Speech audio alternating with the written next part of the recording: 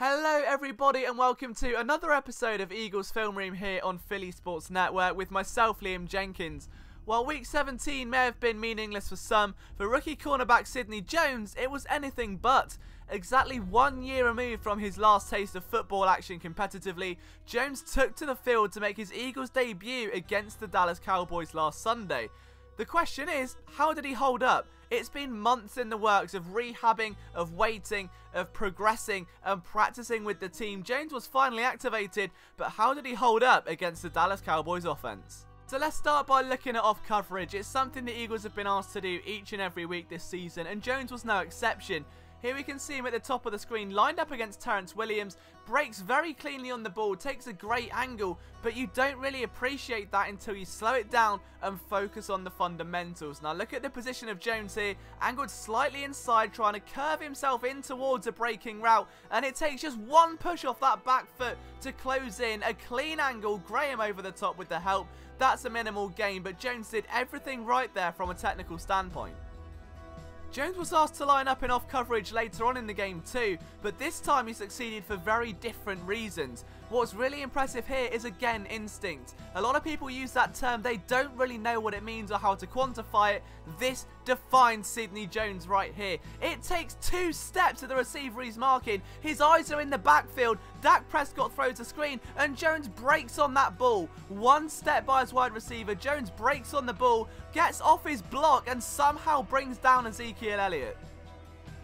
Now, a willingness to tackle and a willingness to get down and dirty is something you don't see a lot from corners, but look at Sidney Jones wrestle his way back down the field here, get off his block again and help bring down Ezekiel Elliott. You do not see that a lot from outside cornerbacks, but he is just pounding away at Terrence Williams, gets the better of him and ends up moving down into a great position to make a play on that ball.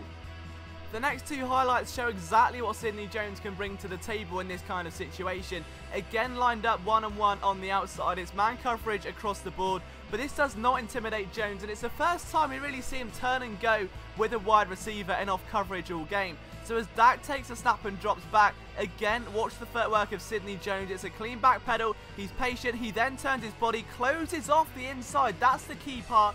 Bump and run coverage from Sidney Jones. Eventually that wasn't turned his way, but we see it again later on this play as well. Again against Terrence Williams, a clean back pedal, closes the top of the route and comes over the top. It's a hard thing to do in off coverage without giving away inside leverage, but Jones did a fantastic job right there. Mirror and match is one of the hardest things to do as a cornerback, but Sidney Jones makes it look easy. It is dancing on ice for the Eagles rookie cornerback right here. Take a look at Jeff Swain. Tried to dummy out a few times against Jones, who has none of it. He does not bite on any of them and closes the top of the route over the middle, but you don't appreciate it until we zoom in. Look at number 22 and the footwork. That is pure instinct again. Stride for stride with Jason Witten, closing the top no matter where he tries to go. And this is what we came to see. It's press coverage, it's Sidney Jones, it's Des Bryant. How does he handle the situation? He's right up there getting in his grill and forces him down the outside. He does not give up inside leverage. And once again here, we want Eagles corners to be aggressive at the line. There's a little bit of hand movement. And now this was a quick pass, but Jones goes with him all the way to the end. Of course, Jones wasn't perfect. There was that bite on the double move, and we've seen this from just about every Eagles cornerback this year, so it shouldn't come as a surprise that one who hasn't played a game in a year makes the same mental mistake. Now, if we take a look at the back pedal of Jones, it's a simple error. All he does here simply is keep an eye on that wide receiver, and he just bites too early, puts that front foot down, and by the time he's got to swing the weight back round, the hips are kind of flinging his entire body weight over the front of his body, and it's too little too late. The pass does fall incomplete, but overall, you can just not be disappointed with Sidney Jones. On TV, it looks quiet. You don't see what he's doing because that's the nature of the cornerback position. If you are not humiliated or a highlight reel player, you do not get praise because you're doing your job under the radar. But Jones was absolutely brilliant considering the circumstances he had to come back and play.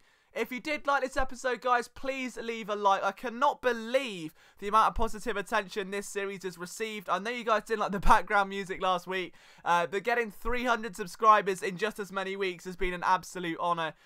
It really does mean the world to me, and I promise you we've got plenty more of this content coming. So please stick around at Liam Jenkins21 and at Philadelphia SN on Twitter. We'll see you next week for another episode of Eagles Film Room.